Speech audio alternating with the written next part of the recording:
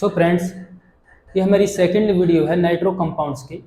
और हम इसमें क्या स्टार्ट करते हैं कि प्रिपरेशन ऑफ नाइट्रो एरेंस, कि भाई जो हमारा नाइट्रो एरेंस होता है हम उसे कैसे तैयार करते हैं।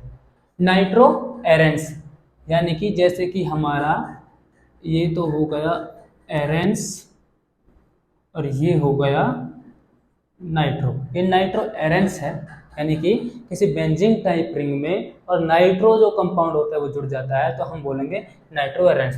तो हम ये बोल रहे हैं कि तैयार कैसे करते हैं, इनके बारे में इसी के बारे में करेंगे, जानेंगे। By direct nitration of arenes with a mixture of concentration HNO3 लेते हैं और HNO3 plus concentration sulphuric acid. कैसे? जैसे कि हमने एक बेंजीन लिया और हम क्या करते हैं कि भाई प्लस HNO3 कंसंट्रेशन में, उसके बाद कंसंट्रेशन में ही लेते हैं सल्फ्यूरिक एसिड। ठीक है जी। क्या होता है अब हमारा क्या बनेगा, यानी कि हम क्या कर सकते हैं, जो हमारा प्रोडक्ट बनेगा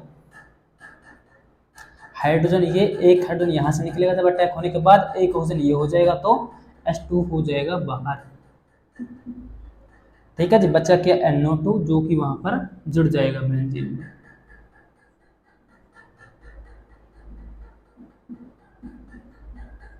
बन गया हमारा नाइट्रो एरेंस।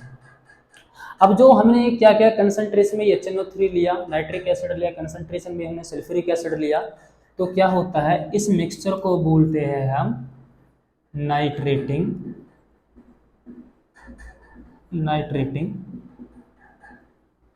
मिक्सचर या नाइट्रेटिंग एजेंट कहते हैं। ठीक है जी। क्या बोलते हैं? नाइट्रेटिंग मिक्सचर और नाइट्रेटिंग एजेंट। जब हम कंसंट्रेशन में HNO3 लेते हैं, कंसंट्रेशन में ही सल्फ्यूरिक एसिड होती है। तो ये हमने नाइट्रो एरेंस बना दिया। अब क्या होता है हमारा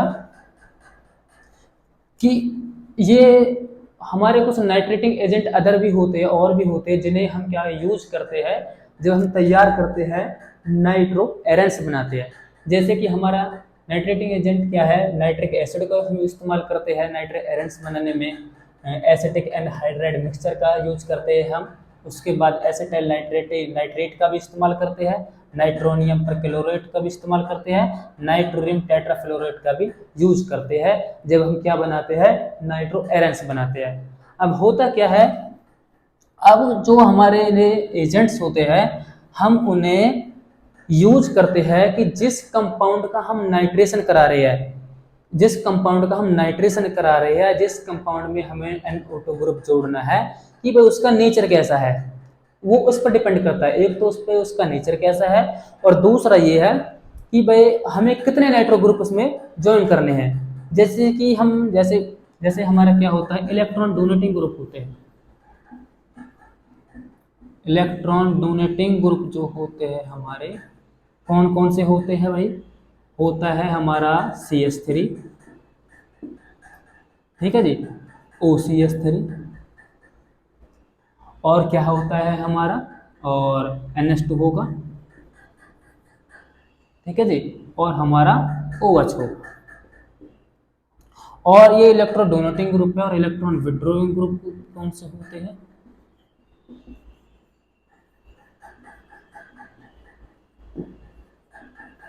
इलेक्ट्रॉन विड्रॉइंग ग्रुप जो होंगे जैसे कि ओइक एसिड, कार्बोक्सिलिक एसिड बोलते हैं SO3H, और हमारा होगा NO2, और हमारा होगा CN और हेलोजन फैमिली, और हमारी X जिसे हेलोजन फैमिली बोलते हैं। अब होता क्या है, हमारा कोई कंपाउंड है जैसे कि बेंजीन, और इस बेंजीन में क्या है, इलेक्ट्रॉन डोनेटिंग ग्रुप, जिन्हें हम क्या बोल सकते हैं, इलेक्ट्रॉन रिलीजिंग ग्रुप भी बोल सकते हैं और हम एक्टिवेटिंग ग्रुप भी बोल सकते हैं। ठीक है जी। इन ग्रुप में से हमारा कोई एक कंपाउंड लिया, हम जैसे OH लिया, ये बेंजीन से कंबाइन है, ये फिनॉल है। ये किसका group OH? Electron donating group का है जो ज्वाइन हो पड़ा है। अब इससे हमें बनाना है, इसमें जोड़ना हमें नाइट्रो। नाइट्रो जोड़ना है। कहीं भी ऐसा स्थिति होती है जहां पर डोनेटिंग ग्रुप का जो हमारा डोनेटिंग ग्रुप होता है वो कंबाइन होता है किसी कंपाउंड से, और हमें उसमें क्या जोड़ना है, HN यानी NO2 जोड़ना है, नाइट्रो एरेंस बनाना है, तो हम वहां पर क्या लेते हैं, डाइल्यूट HNO3 लेते हैं और एट रूम टेम्परेचर पर इसे हीट करते हैं हम। ठीक है जी, डाइल्यूट में HNO3 लेते हैं और डाइल्यूट में लेने के बाद क्या होगा हमारा, हाँ, जैसे क्या होगा जब ये अटैक करेगा, जैसे यहीं अटैक करा तो बेंजीन के अंदर क्या होता है हमारा, H होता है, यहाँ पर C और H होता है, तो वो जब अटैक करेगा हाइड्रोजन बाहर निकल जाएगा और एक ये हाइड्रोजन हो जाएगा, 2 हाइड्रोजन हो गए, एक इसमें से ऑक्सीजन ले लेगा तो प्लस पानी बाहर, बचा क्या है यहाँ पर NO2 जो कि OH था और NO2 प्लस एक कंपाउंड और बनेगा हमारा, ये होगा। ठीक है जी, इस पोजीशन को क्या बोलते हैं ऑर्थो, इस पोजीशन को क्या बोलते हैं मेटा, इसको क्या बोलते हैं पैरा। तो क्या हुआ, ये ऑर्थो कंडीशन पे जुड़ा पड़ा है तो ऑर्थो नाइट्रोफिनॉल हो गया, और ये पैरा पे है तो पैरा नाइट्रोफिनॉल हो गया। ठीक है जी, हमें कहां पर डाइल्यूट HNO3 लेना है, हमें वहां पर लेना है जहां पर इलेक्ट्रॉन डोनेटिंग ग्रुप ज्वाइन है, कंबाइन है, किससे, बेंजीन कंपाउंड से। ठीक है जी, उसके बाद क्या है, एक कंपाउंड है जैसे बेंजीन और इसमें जुड़ा पड़ा है हमारा इलेक्ट्रॉन विड्रॉइंग ग्रुप, जिन्हें इलेक्ट्रॉन विड्रॉइंग ग्रुप को हम अदर बोले तो इलेक्ट्रॉन अट्रैक्टिंग ग्रुप भी बोल सकते हैं या डीएक्टिवेटिंग ग्रुप भी कह सकते हैं। इलेक्ट्रॉन विड्रॉइंग ग्रुप में से जैसे हमने क्या लिया, NO2 कंबाइन में जुड़ा हुआ है। ठीक है, किसमें से है, इलेक्ट्रॉन विड्रॉइंग में से है। हमें अब इसमें नाइट्रेशन कराना है, जब ऐसी कंडीशन में हमें नाइट्रेशन कराना है इसमें हमारा किसका इलेक्ट्रॉन विड्रॉइंग ग्रुप से कोई भी हमारा ग्रुप जुड़ा हुआ है, तो हम वहां पर क्या करेंगे, वहां पर यानी कंसंट्रेशन में ही हम HNO3 लेते हैं प्लस कंसंट्रेशन में ही हम H2SO4 लेते हैं। ठीक है जी, और इसे हम क्या करते हैं, हायर टेम्परेचर पर हम इसे हीट करते हैं, इसे हायर टेम्परेचर पर हीट करते हैं। ठीक है जी, नॉर्मल पर हायर पर जब हम इसे हीट करते हैं तो हमारा क्या बनेगा,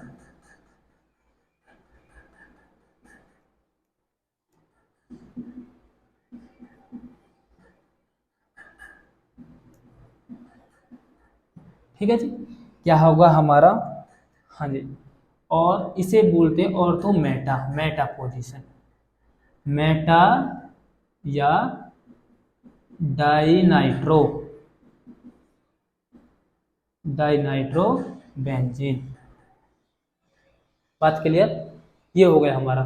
यदि हमें क्या कराना है, किसी कंपाउंड में इलेक्ट्रॉन विड्रॉइंग ग्रुप जुड़ा हुआ है और उसमें हमें नाइट्रेशन कराना है, तो हमें कंसंट्रेशन में लेते हैं हम HNO3 और H2SO4, इसको क्या बोलते हैं, नाइट्रेटिंग मिक्सचर भी कहते हैं। अब आगे डिस्कस करते हैं किसके बारे में, आगे डिस्कस करते हैं हम इसकी फिजिकल प्रॉपर्टीज जो हमारी होती है भाई। तो बात करते हैं फिजिकल प्रॉपर्टीज जो होती है हमारी नाइट्रो कंपाउंड्स की। देखिए, फिजिकल स्टेट, कलर और ऑर्डर के बारे में जानते हैं कि नाइट्रो एल्केन्स होते हैं और नाइट्रो एल्केन्स आर कलरलेस होते हैं जब वो प्योर कंडीशन में होते हैं। नाइट्रो एल्केन यानी कि जो चैन में होते हैं हमारे में, प्लेजेंट स्मेल आती है लिक्विड कंडीशन में, वो लिक्विड होते हैं, लिक्विड्स में से क्या आते हैं, प्लेजेंट स्मेल यानी अच्छी सुगंध आती है।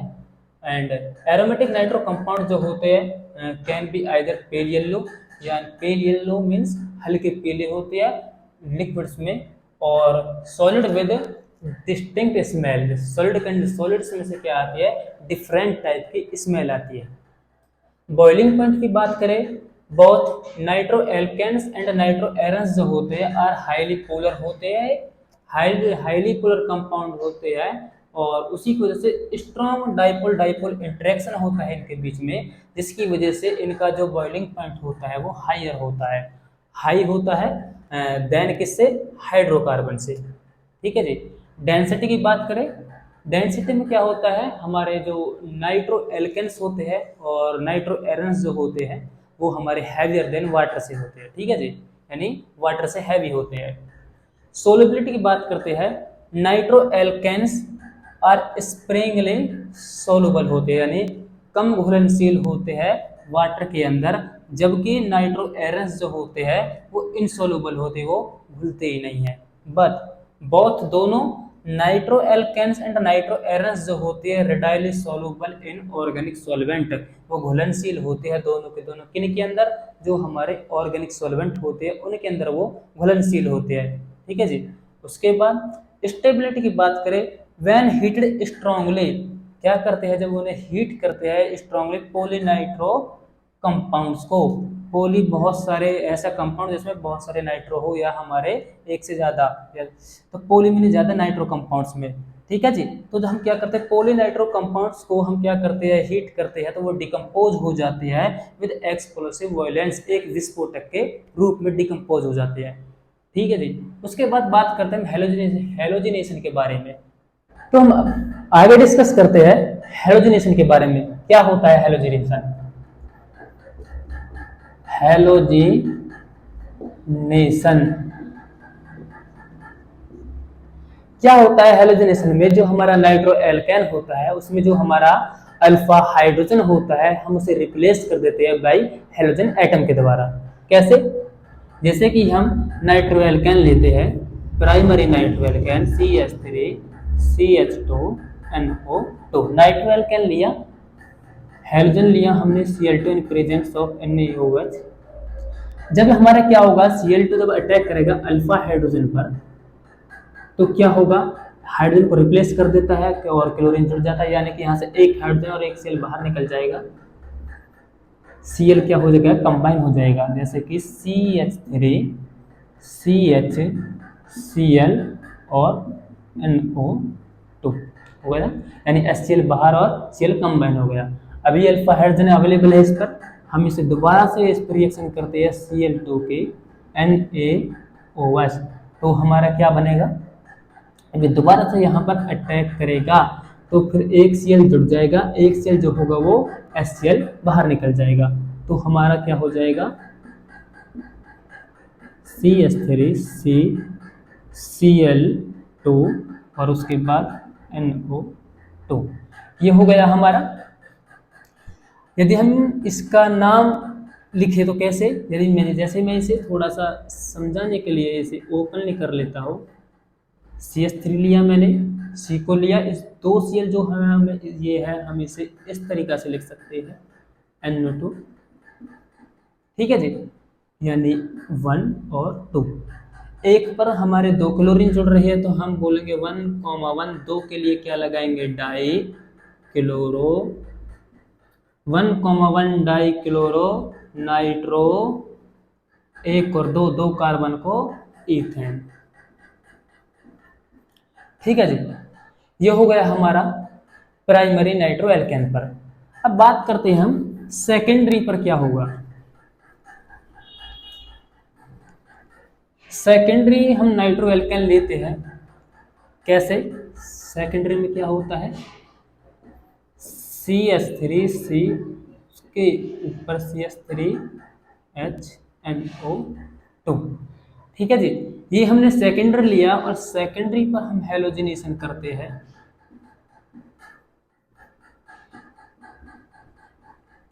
फिर क्या करेगा ये ब्रोमीन फिर अटैक करेगा अल्फा हाइड्रोजन के पास और अल्फा हाइड्रोजन से अटैक करेगा तो H बाहर एक Br यहाँ से हो जाएगा जो कि -HBr हो जाएगा और Br जो बचा वो कंबाइन हो जाएगा, कैसे? CH3BrNO2, ठीक है जी, यही होगा। उसके बाद हम नाम बोले तो 1 2 3, यानी 2 पर हमारा ब्रोम जुड़ रहा है तो 2 ब्रोमो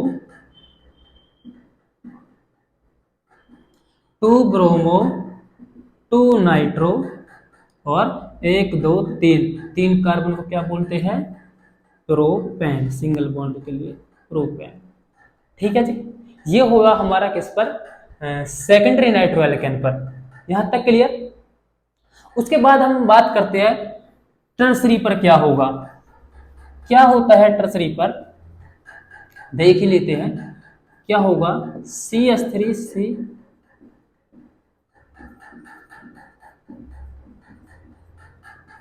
यही होगा हमारा टर्सरी। और टर्सरी पर हम क्या लेते हैं, जैसे Br को लिया हमने NaOH, तो क्या होगा। हाँ जी, हमने बोला था कि भाई इसमें ये तब तक सिस्टम चलता है जब तक इसमें अल्फा हाइड्रोजन होता है, और हैलोजन क्या काम करता है, अल्फा हाइड्रोजन को रिप्लेस कर देता है। लेकिन यहाँ पर तो हाइड्रोजन है ही नहीं, तो है ही नहीं तो वो किसके साथ रिएक्ट करेगा, नहीं कर सकता। हम क्या बाहर निकल सकते, कुछ भी नहीं। तो यहाँ पर हमारा कोई भी प्रोडक्ट नहीं बनेगा। ठीक है जी। तो टर्सरी जो हमारा होता है वो हेलोजनेशन नहीं करता है। यहाँ तक क्लियर। तो आगे बात करते हैं किसके बारे में, हाइड्रोलाइसिस के बारे में। क्या होता है हाइड्रोलाइसिस, जब हम करते हैं नाइट्रो एल्केन पर, तो हम करते हैं हाइड्रोलाइसिस। हाइड्रोलाइसिस करते हैं नाइट्रो एल्केन पर। तो क्या होता है हाइड्रोलाइसिस के अंदर, जब हाइड्रोलाइसिस करते हैं प्राइमरी नाइट्रो एल्केन पर बॉइलिंग HCl और H2SO4 सल्फ्यूरिक एसिड ले आते हैं, तो हमारा क्या होता है कार्बोक्सिलिक एसिड बनता है, और एक हमारा उसमें से ऑक्साइल अमाइन हमारा क्या होता है, हमारा एक साल्ट बाहर निकलता है उसके अंदर से। जैसे देखते हैं क्या होता है, हम लेते हैं नाइट्रो एल्केन CH3 CH2 और हमने लिया NO2। क्या करते हैं, HCl लिया विद वाटर, इसे हीट करते हैं। तो यहाँ के बाद जो हमारा प्रोडक्ट बनता है वो होगा CH3C हो जाएगा, उसके बाद NHOH, इसी से ये बनेगा। ठीक है जी। उसके बाद हम इस पे क्या करना, कार्बोक्सिलिक एसिड हमें बनाना है इसमें, तो दोबारा से हम क्या करते हैं HCl, इसके बाद HCl और H2O। क्या होगा हमने, तो यहाँ पर बनता है हमारा CH3COOH कार्बोक्सिलिक एसिड, इतना पोर्शन ले सकते हैं हम, या हमने फिर इसमें OH पोर्शन जोड़कर ज्वाइन करा दिया है। कार्बोक्सिलिक NH बचा हमारा, NH2 ले जाएगा। यहाँ से हाइड्रोलाइसिस में क्या होता है हमारा, यानी हम हाइड्रोजन भी वहां से गेन करते हैं और ऑक्सीजन भी गेन करते हैं। ठीक है जी। NH2 हो गया हमारा, और इसमें OH हो गया हमारा। ठीक है जी, OH और HCl। NH2OH हम क्या बोलते हैं, हाइड्रोक्साइल एमाइन, और क्या होता है हमारा हाइड्रोक्लोराइड। ठीक है जी। और क्या होता है हमारा, जब हम सेकेंडरी पर रिएक्शन कराते हैं, हम करते हैं सेकेंडरी पर।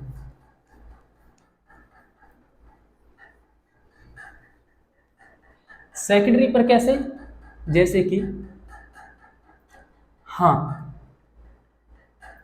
सेकेंडरी पे जब हम करते हैं बॉइलिंग HCl के, तो क्या होगा, इस तरीके से ले लेते हैं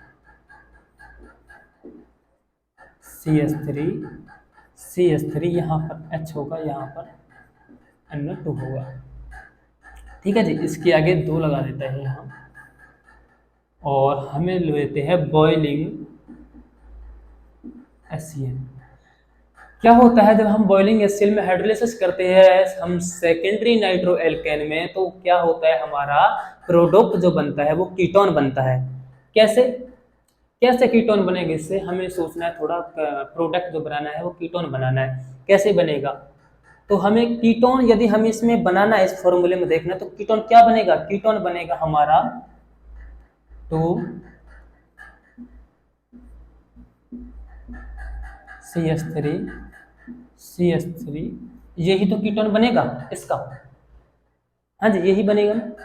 तो हमें ये कीटोन बनाना है, कैसे बना, क्या बाहर निकला, तो हमें देखना है जब किसी को, जब हम कोई रिएक्शन करते हैं, हीट करते हैं, तो हीट करने पर क्या होता है, यानी हमारा जो वाटर होता है वेपराइज कंडीशन में वो बाहर निकल जाता है, निकलता है, आपने देखा होगा बाहर निकलता है, और हमारी जो रिएक्शन के अंदर जो गैसेस होती है वो बाहर निकल जाती है। तो हमें उसी तरीके से सोचना है इसमें।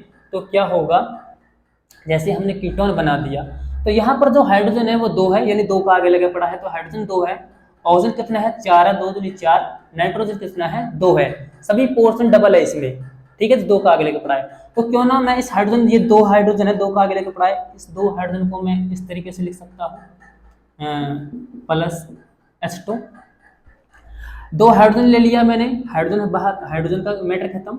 उसके बाद यहाँ पर ऑक्सीजन कितने हैं 2 दूनी 4 ऑक्सीजन है, 4 ऑक्सीजन में से मैं क्या ले लेता हूँ, एक ऑक्सीजन ले लेता हूँ जो मैं वाटर के इसके साथ जोड़ देता हूँ, वाटर बन गया हमारा जो बाहर निकल गया।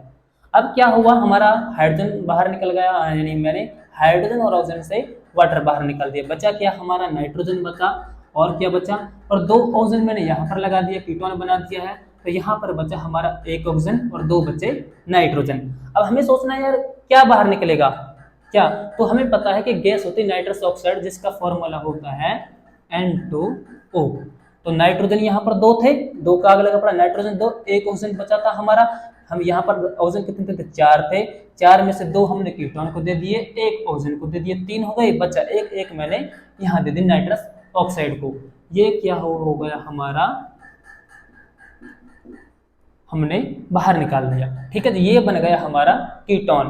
क्या होता है जब हमारा सेकेंडरी नाइट्रो एल्केन होता है और उस पर हम बॉइलिंग H2O HCl करते हैं हाइड्रोलाइसिस, तो हमारा कीटोन प्रोडक्ट बनता है। यहां तक क्लियर। उसके बाद बात करते हैं टर्सरी की। टर्सरी जो होता है हमारा नाइट्रो एल्केन, वो बॉइलिंग हाइड्रोलाइसिस पे क्या काम करता है, वो हमारा रिएक्शन देता ही नहीं है, वो रिएक्शन करता ही नहीं है हाइड्रोक्लोराइड के साथ, ठीक है जी। उसके बाद बात करते हैं हम किस पर, रिडक्शन पर। रिडक्शन कैसे करते हैं, सो रिडक्शन क्या होता है, क्या होता है रिडक्शन में,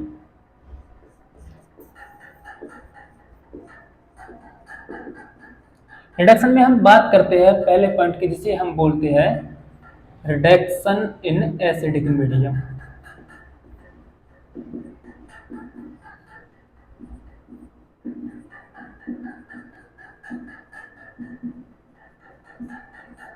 रिडक्शन इन एसिडिक मीडियम, इसके अंदर हम क्या काम करते हैं, जो हमारा नाइट्रो एल्केन होता है हम उसे रिड्यूस करके क्या बनाते हैं, प्राइमरी एमएन तैयार करते हैं, और जिसमें हम यूज करते हैं किसी एक्टिव मेटल का और कंसंट्रेटेड हाइड्रोक्लोरिक एसिड का।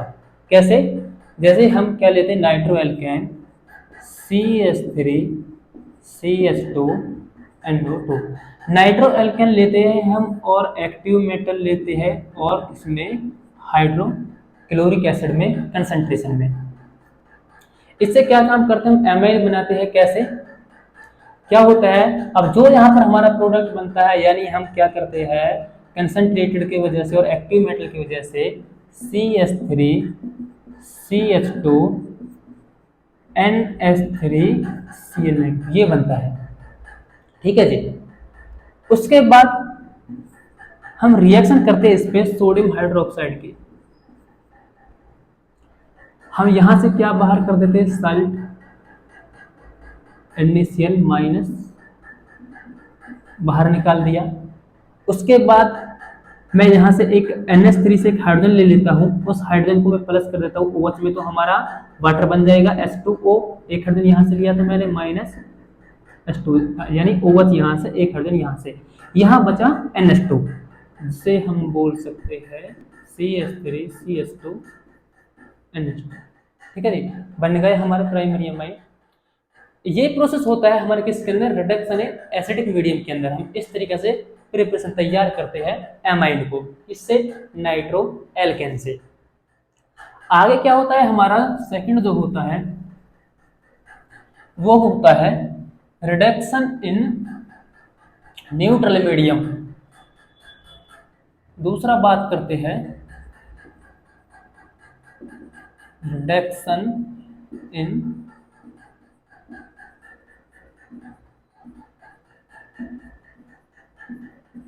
Neutral medium. Reduction in neutral medium के अंदर हम क्या करते हैं, जो हमारा नाइट्रो एल्केन होता है हम उससे हाइड्रोक्साइल एमाइन बनाते हैं, और जिसमें यूज करते हैं हम किसका, इसमें यूज करते हैं हम टेस्ट जिंक का, और यूज करते हैं हम NH4Cl का सॉल्यूशन, जिससे हम क्या करते हैं नाइट्रो एल और विद किसके हाइड्रोजन के साथ, जिससे हम कन्वर्ट कर देते हैं हम इसे हाइड्रो ऑक्साइड में। कैसे? जैसे हमने लिया, ठीक है जी, उसके बाद इसमें क्या करते हैं हम, विद रिडक्शन करना है हमें हाइड्रोजन के साथ, डस्ट में लेते हैं जिंक और सॉल्यूशन लेते हैं हम NH4Cl का। इस कंडीशन में हम क्या करते हैं, इस कंडीशन में हम बनाते हैं हाइड्रोक्साइल अमाइन। जो क्या होगा हाइड्रोक्साइल अमाइन हमारा CH3 और हमारा NH2 सॉरी NHOH होगा। ठीक है जी। इसमें क्या होगा हमारा, समझते हैं थोड़ा सा। जैसे कि यहाँ पर हाइड्रोजन कितना है, 2 है, और सॉरी कार्बन ऑक्सीजन कितना है, इस पे 2 है, और हाइड्रोजन कितना है, 4। तो यदि हम यहाँ से वाटर बाहर निकालते हैं, यदि हमें जितना ऑक्सीजन हमें 2 है तो हाइड्रोजन लेना पड़ेगा 4, और यदि ऑक्सीजन लेते हैं हम वाटर में 1 तो हाइड्रोजन लेते हैं हम 2, डबल लेते हैं ऑक्सीजन का। तो मैं यहाँ से 2 हाइड्रोजन ले लेता हूँ और 1 ऑक्सीजन, यानी मैंने यहाँ से 2 हाइड्रोजन लिया, 1 ऑक्सीजन मैंने यहाँ से लिया, तो H2 हो गया, मैंने जो बाहर निकाल दिया। यहाँ पर क्या बचा, 1 ऑक्सीजन बचा, और यहाँ पर 2 हाइड्रोजन। तो 2 हाइड्रोजन जो थे मैंने वो क्या, NH, ये 1 हाइड्रोजन यहाँ, 1 NH यहाँ ले लिया, और जो 1 ऑक्सीजन बचा था वो मैंने यहाँ पर ले लिया। ठीक है जी, बन गया हमारा जिसे हम बोलते हैं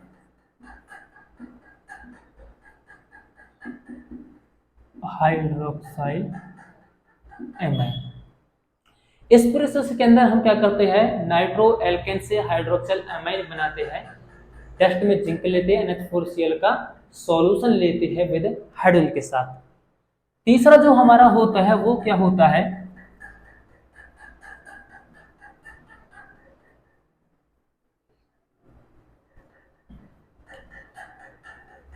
तीसरा जो हमारा होता है उसे बोलते हैं कैटालिटिक रिडक्शन और reduction with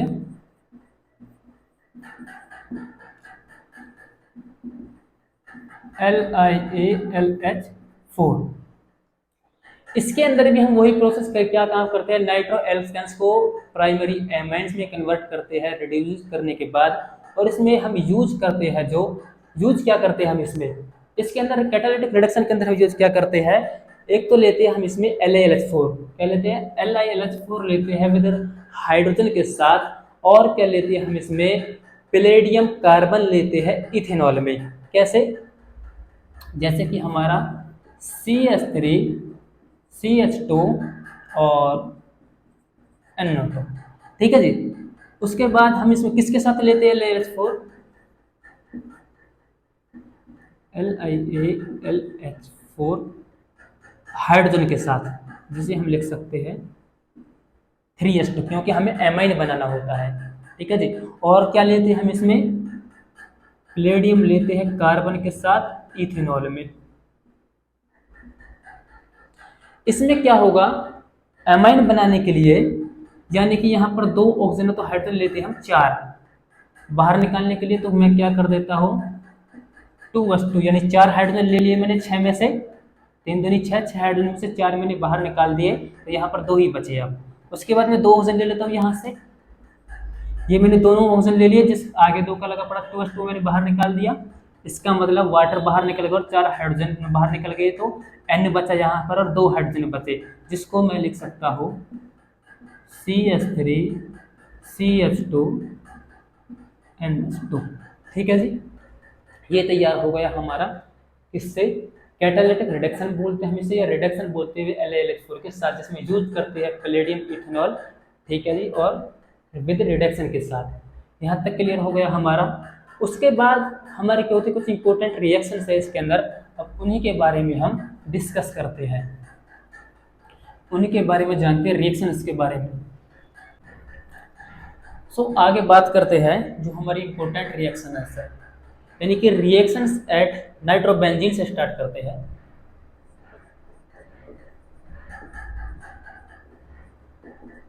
reactions at nitrobenzene.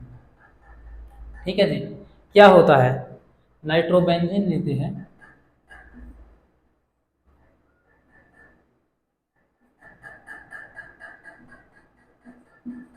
ये हमने नाइट्रोबेंजीन लिया और हम अब क्या करते हैं, इस पर रिएक्शंस करते हैं।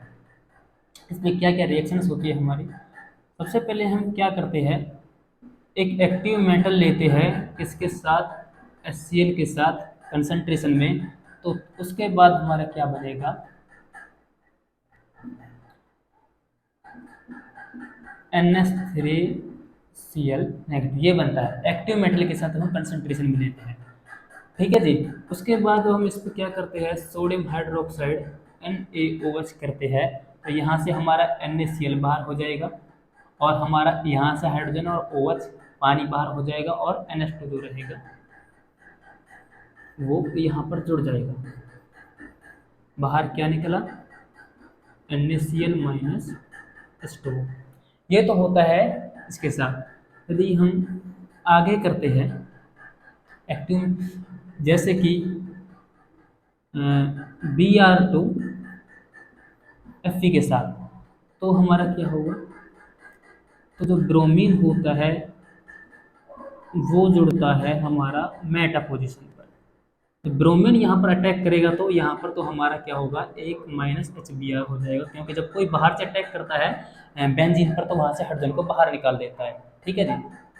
उसके बाद उसके बाद क्या है, जैसे कि हम प्लस में KOH लेते हैं सॉलिड फॉर्म में, और तब हम जब उसे फ्यूज करते हैं, फ्यूज करने के बाद ये KOH हमारा जो होता है पोटासियम, क्या काम करेगा ये हमारा, ये जो NO2 ग्रुप होता है इसकी जगह को क्या कर देता है, इस प्लेस को चेंज कर देता है, जो कि OH जोड़ देता है सॉलिड फॉर्म में। यानी कि ये यहाँ पर क्या कर देगा, इस NO2 को कर देगा और OH जो होगा उसकी जगह पर आ जाएगा। यानी NO2 को इसने जगह को चेंज कर देता है और उससे क्या करता है, OH ग्रुप को जॉइन करा देता है। जब हम क्या लेते हैं कि OH सॉलिड फॉर्म में लेते हैं। उसके बाद क्या होता है, हम क्या लेते हैं, सॉलिड फॉर्म में जिंक लेते हैं, डस्ट फॉर्म में जिंक लेते हैं और सॉल्यूशन लेते हैं NH4Cl का। ठीक है जी।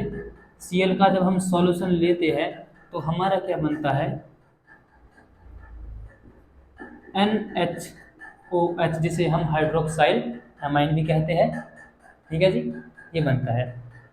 उसके बाद जैसे हम नाइट्रोबेंजीन पे क्या करते हैं, इलेक्ट्रोलाइटिक रिडक्शन करते हैं वीक एसिडिक मीडियम में।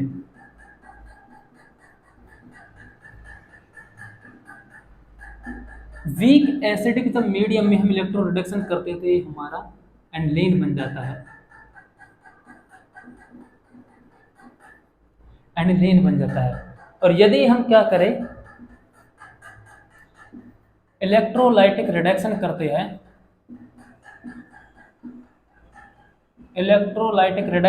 हैं, स्ट्रॉन्ग मीडियम में, इसमें स्ट्रॉन्ग एसिडिक मीडियम में,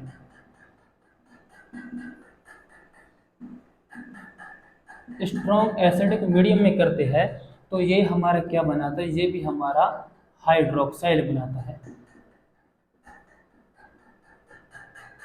ठीक है जी, ये हो गया हमारा। और क्या होता है उसके बाद,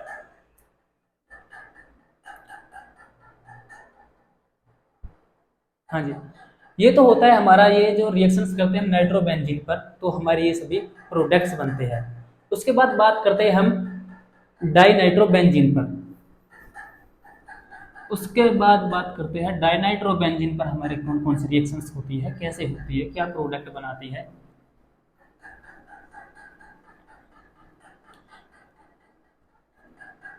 क्या होगा हमारा डाइनाइट्रोबेंजीन पर,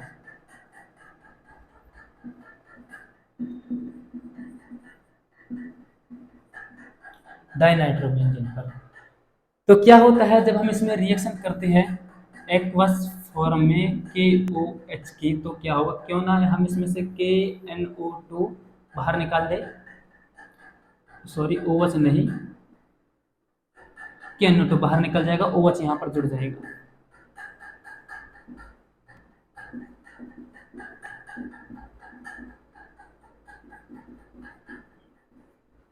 KNO2 हो गया। और यदि हम इस पे रिएक्शन करते हैं किसके, जैसे कि C2H5, और हम इस पे रिएक्शन करते हैं किसके,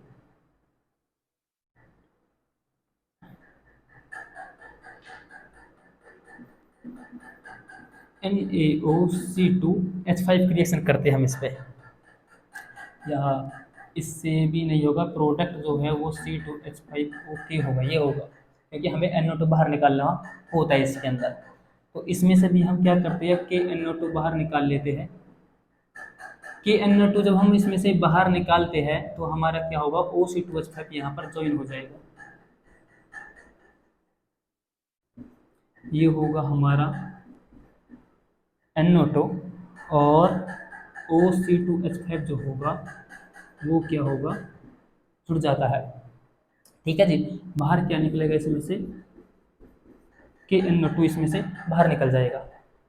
उसके बाद इसमें क्या होगा, हम रिएक्शन कराते इसमें 2NH3 के, इसमें रिएक्शन कराते जब 2NH3 के, जैसे 2NH3 हमारा अटैक करता है NO2 के पास, तो यहाँ पर क्या होगा,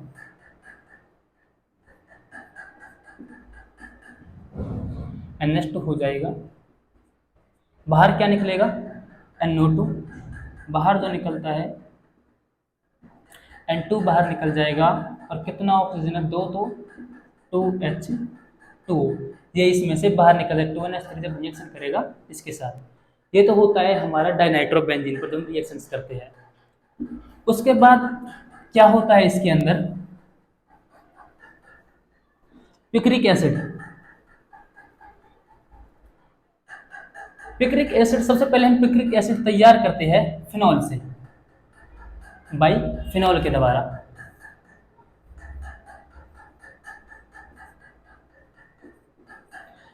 फिनॉल पे हमें क्या करना पड़ेगा, रिएक्शन करते हैं हम किसके, कंसंट्रेशन H2SO4 में। कंसंट्रेशन आपको पता है, जब H2SO4 रिएक्शन करता है तो SO3H जोड़ता है, ज्वाइन कराता है, कंसंट्रेशन में करा रहे हैं हम, तो ये क्या करेगा, SO3H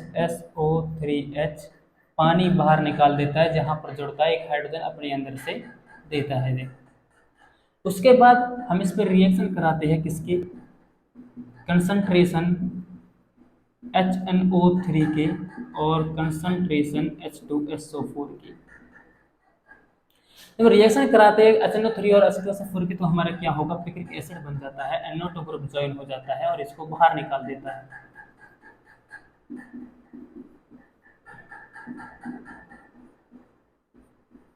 ये बन गया हमारा पिक्रिक एसिड। ठीक है जी, अब क्या होता है, पिक्रिक एसिड हमने प्रिपरेशन कर दिया, तैयार कर दिया है बाई फिनॉल के द्वारा। अब रिएक्शंस देखते हैं कि पिक्रिक एसिड पर जो हमारी रिएक्शंस होती है,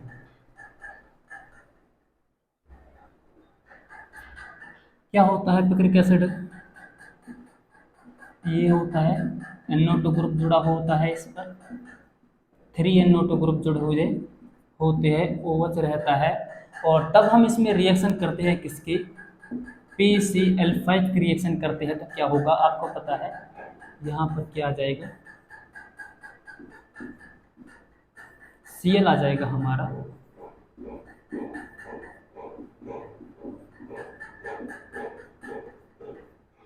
Cl आ जाएगा, और बाहर क्या निकल जाएगा, POCl3, और एक क्या हो, H और Cl ले लेगा इसमें से, -HCl, 3 Cl और एक चौथा Cl, 4 हो गया, और जो 5वां वो यहाँ पर ज्वाइन हो गया है। ठीक है जी, उसके बाद PCl करा दिया हमने, एक होता है हमारा Na2S। Na2S जो हमारा होता है, ये क्या काम करता है हमारा, ये रिडक्शन का काम करता है। क्या काम करता है ये हमारा, ये रिडक्शन का काम करता है। कैसे, ये हमारा क्या था, OH ग्रुप था, और ये रिडक्शन जब करता है इस नाइट्रो पर तो ये क्या बना देगा, यहाँ पर NH2 बना देगा और हमारा NO2 हो जाएगा और उसके बाद हमारा NO2। ये रिएक्शंस होती है हमारी। उसके बाद इसमें क्या रिएक्शंस बचा, हाँ एक रिएक्शन होती है हमारी इसके साथ, सोडियम बाइकार्बोनेट की रिएक्शन होती है। क्या होता है, NaHCO3, एक सोडियम बाइकार्बोनेट की रिएक्शन होती है। तो उसमें क्या होगा, आपको पता है कि जहाँ पर ऐसी कंडीशन आ जाती है तो हमारा अटैक करेगा यहाँ पर, यानी NO2 ग्रुप ये सेम रहेंगे अपनी पोजीशन पर। हाँ जी, क्या बाहर निकलेगा, सबसे पहले तो क्या होगा, यहाँ से जब ये अटैक करेगा तो ये बनेगा ONA। क्या बाहर निकला, अभी ONA यहाँ पर जुड़ा, एक एच यहाँ से, एक एच यहाँ से, 2 हाइड्रोजन और एक ऑक्सीजन इसमें से, तो क्या बाहर निकला H2O, यहाँ पर एक ऑक्सीजन चलेगा, CO2 बचा, कार्बन डाइऑक्साइड और वाटर बाहर हो गया। ये सभी रिएक्शंस होती है हमारे इस नाइट्रो जो हमारे कंपाउंड्स होते हैं उनके अंदर। अब क्या होता है, ये हमारे टोटल कंप्लीट हो गए हैं। उसके बाद एक होता है हमारा नाइट्रो बेंजीन, इसमें रिएक्शन करा रहे हैं हम 6H की, किस पे, Na2ASO3 सोडियम हाइड्रोक्साइड के साथ। तो जो प्रोडक्ट बनता है हमारा